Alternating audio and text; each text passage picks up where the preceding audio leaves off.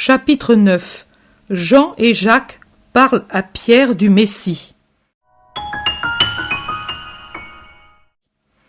Une aurore d'une sérénité parfaite sur la mer de Galilée.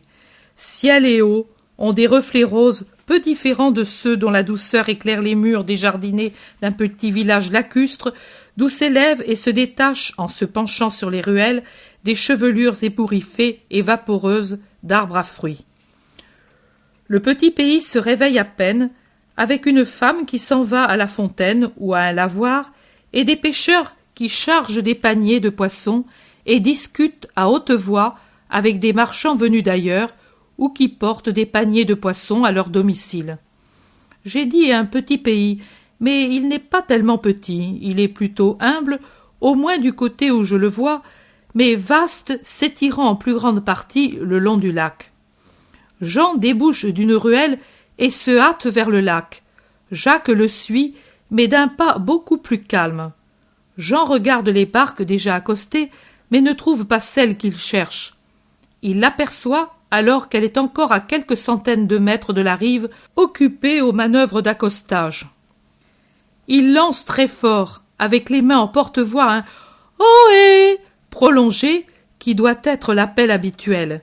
Et puis, quand il voit qu'on l'a entendu, il fait avec les bras de grands gestes qui signifient « Venez, venez !»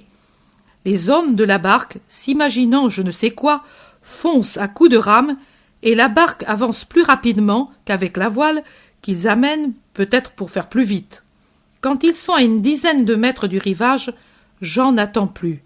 Il enlève son manteau et son long vêtement et les jette sur la grève. Il quitte ses sandales, il lève son vêtement de dessous en le ramenant d'une main jusqu'à l'aine et descend dans l'eau à la rencontre de ceux qui arrivent. « Pourquoi n'êtes-vous pas venus tous deux ?» demande André. Pierre, boudeur, ne dit rien. « Et toi, pourquoi n'es-tu pas venu avec moi et Jacques ?» répond Jean à André. André. « Je suis allé pêcher. Je n'ai pas de temps à perdre. Tu as disparu avec cet homme. » Jean. « Je t'avais fait signe de venir. C'est bien lui. Si tu entendais ses paroles. Nous sommes restés avec lui toute la journée et jusque tard dans la nuit. Maintenant nous sommes venus vous dire « Venez !» André. « C'est bien lui ? Tu en es certain ? Nous l'avons à peine vu alors quand le Baptiste le montra. » Jean. « C'est lui. Il ne l'a pas nié. » Pierre bougonne mécontent. « N'importe qui peut dire ce qu'il arrange pour s'imposer aux gens crédules. Ce n'est pas la première fois. »« Oh, Simon, ne parle pas comme ça. C'est le Messie. Il sait tout. Il t'entend. » Jean est affligé, consterné par les paroles de Simon-Pierre. « Allons, le Messie, et c'est justement à toi qu'il se montre et à Jacques et à André, trois pauvres ignorants. Il viendra bien autrement, le Messie, et il m'entend. Mais viens, pauvre gosse, les premiers soleils printaniers t'ont donné sur la tête. Allons, viens travailler, ça vaudra mieux. Laisse là tous ces boniments. »« C'est le Messie, je te le dis. Jean disait des choses saintes, mais celui-là parle de Dieu. Qui n'est pas le Christ ne peut dire de semblables paroles. » Jacques intervient. « Simon, moi je ne suis pas un enfant. J'ai mon âge et je suis calme et réfléchi. Tu le sais, j'ai peu parlé, mais j'ai beaucoup écouté pendant ces heures où nous sommes restés avec l'agneau de Dieu. Et je te dis que vraiment, il ne peut être que le Messie. Pourquoi ne pas croire? Pourquoi ne pas vouloir croire? C'est possible pour toi, parce que tu ne l'as pas entendu. Mais moi, je crois. Nous sommes pauvres et ignorants. Lui dit justement qu'il est venu annoncer la bonne nouvelle du royaume de Dieu, du royaume de la paix, aux pauvres, aux humbles, aux petits, avant d'en parler aux grands. Il a dit, les grands ont déjà leur jouissance.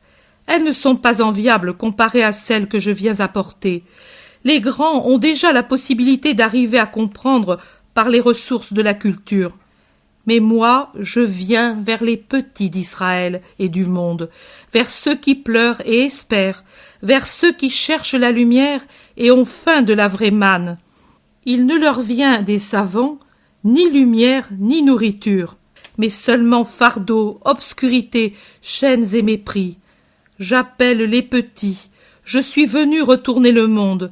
car j'abaisserai ce qui maintenant est élevé, et j'élèverai ce qui maintenant est méprisé. Que celui qui veut vérité et paix, qui veut la vie éternelle, vienne à moi. Qui aime la lumière, qu'il vienne. Je suis la lumière du monde. N'est-ce pas comme cela qu'il a parlé, Jean? Jacques a parlé tranquillement, mais avec émotion. Jean répond. Oui, et il a dit, le monde ne m'aimera pas, le grand monde parce qu'il est corrompu par les vices et les relations idolâtriques. Le monde ne voudra pas de moi, car fils de ténèbres, il n'aime pas la lumière. Mais la terre n'est pas faite seulement du grand monde. Il y en a qui, bien que mêlés au monde, ne sont pas du monde. Il y en a qui sont du monde parce qu'ils y sont emprisonnés, comme les poissons pris au filet. C'est exactement ce qu'il a dit, parce qu'il parlait sur la rive du lac, et il montrait des filets qu'on amenait à la rive avec leurs poissons. Il a dit aussi, aucun de ces poissons ne voudrait tomber dans le filet. Les hommes aussi ne voudraient pas, de propos délibérés, être la proie de Mammon. Pas même les plus mauvais, car ceux-ci, à cause de l'orgueil qui les aveugle, ne croient pas qu'ils n'ont pas le droit de faire ce qu'ils font. Leur vrai péché, c'est l'orgueil. De lui naissent tous les autres, mais ceux ensuite qui ne sont pas complètement mauvais voudraient encore moins appartenir à Mammon. Mais ils y tombent par légèreté, par un poids qui les entraîne au fond et qui est la faute d'Adam. Je suis venu enlever cette faute et donner, en attendant l'heure de la rédemption, à qui croira en moi, une force capable de les libérer des lacets qui les retiennent et de leur rendre la liberté de me suivre, moi, la lumière du monde. Mais alors, s'il a exactement parlé ainsi, il faut aller à lui tout de suite.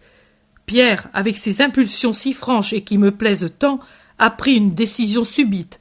Déjà, il la réalise en se pressant de terminer les opérations de débarquement, car entre-temps, la barque est arrivée à la rive et les garçons finissent de l'échouer en déchargeant les filets, les cordages et les voiles. « Et toi, imbécile d'André, pourquoi n'es-tu pas allé avec eux ?»« Mais Simon, tu m'as reproché de ne pas les avoir persuadés de venir avec moi. Toute la nuit tu as bougonné, et maintenant tu me reproches de n'y être pas allé ?»« Tu as raison, mais moi je ne l'avais pas vu. Toi, oui, et tu devais avoir vu qu'il n'est pas comme nous. Il aura quelque chose de plus beau. » « Oh oui, dit Jean, il a un visage et des yeux. Pas vrai, Jacques? Quel regard! Et une voix! Ah, quelle voix! Quand il parle, il semble qu'on rêve au paradis. Vite, vite, allons le trouver. Vous, il parle aux manœuvres. Portez tout à Zébédée et dites-lui qu'il s'en débrouille. Nous reviendrons ce soir pour la pêche. Ils remettent tous leurs habits et s'en vont. Mais Pierre, après quelques mètres, s'arrête. Il prend Jean par le bras et lui demande « Tu as dit qu'il sait tout et se rend compte de tout ?» Jean. Oui. Pense que quand nous avons vu la lune haute sur l'horizon, nous avons dit « Qui sait ce que fait Simon ?» Lui a dit « Il est en train de jeter le filet et s'impatiente de devoir le faire seul, car vous n'êtes pas sorti avec la barque jumelle un soir où la pêche est si bonne. Il ne sait pas que d'ici peu, il ne pêchera plus qu'avec des filets tout autres pour prendre de toutes autres proies. » Pierre. Miséricorde divine, c'est tout à fait cela. Alors, il se sera rendu compte aussi que je l'ai presque traité de menteur. Je ne peux aller vers lui. Jean. Oh, il est si bon. Il sait certainement que tu as eu cette pensée. Il le savait déjà. En effet, quand nous l'avons quitté, en disant que nous allions te trouver, il a dit « Allez, mais ne vous laissez pas vaincre par les premières paroles de mépris. Qui veut venir avec moi doit savoir tenir tête aux moqueries du monde et aux défenses des parents, car je suis au-dessus du sang et de la société, et j'en triompherai. Et qui est avec moi triomphera éternellement. » Et il a dit encore « Sachez parler sans peur. En vous entendant, il viendra, car c'est un homme de bonne volonté. » C'est cela qu'il a dit. Alors je viens. Parle, parle encore de lui tout en marchant. Où est-il? Dans une pauvre maison. Ce doit être chez des amis. Pierre. Mais il est pauvre? Jean. Un artisan de Nazareth, nous a-t-il dit. Pierre. Et de quoi vit-il maintenant s'il ne travaille plus? Jean. Nous ne lui avons pas demandé. Peut-être les parents l'aident. Pierre. Il aurait mieux valu porter des poissons, du pain, des fruits, quelque chose. Nous allons interroger un rabbi, car il est tout comme un rabbi, et plus encore, et nous venons les mains vides. Ce n'est pas ce qu'attendent nos rabbis. Jean. Mais lui n'est pas de leur avis. Nous n'avions que 20 deniers entre Jacques et moi. Nous les lui avons offerts comme c'est la coutume pour les rabbis. Mais lui n'en voulait pas, et comme nous insistions, il a dit « Dieu vous le rende avec les bénédictions des pauvres. Venez avec moi. » Et tout de suite il les a distribués à des pauvres gens dont il connaissait le domicile. Nous lui avons demandé « Et pour toi, maître, tu ne gardes rien ?» Il a répondu « La joie de faire la volonté de Dieu et d'être utile à sa gloire. » Nous avons encore ajouté « Tu nous appelles, maître, mais nous sommes tout à fait pauvres. Que devons-nous apporter ?» Il nous a répondu avec un sourire qui nous fait vraiment goûter le paradis. « C'est un grand trésor que je vous demande. Et nous, mais si nous n'avons rien ?» Et lui, un trésor qui a 7 noms et que même le plus humble peut avoir et que le roi le plus riche peut ne pas posséder. Vous l'avez et je le veux. Écoutez-en les noms. Charité, foi, bonne volonté, droiture d'intention, continence, sincérité, esprit de sacrifice. Cela, je le veux de celui qui me suit, cela seulement. Et vous l'avez en vous. Il dort comme la semence dans le sillon l'hiver, mais le soleil de mon printemps en fera naître les 7 épis. C'est ainsi qu'il a parlé. Pierre. Ah, cela me donne la certitude que c'est le vrai rabbi, le Messie promis. Il n'est pas dur pour les pauvres. Il ne demande pas d'argent. Cela suffit pour dire qu'il est le Saint de Dieu. Allons en toute sécurité. Et tout se termine.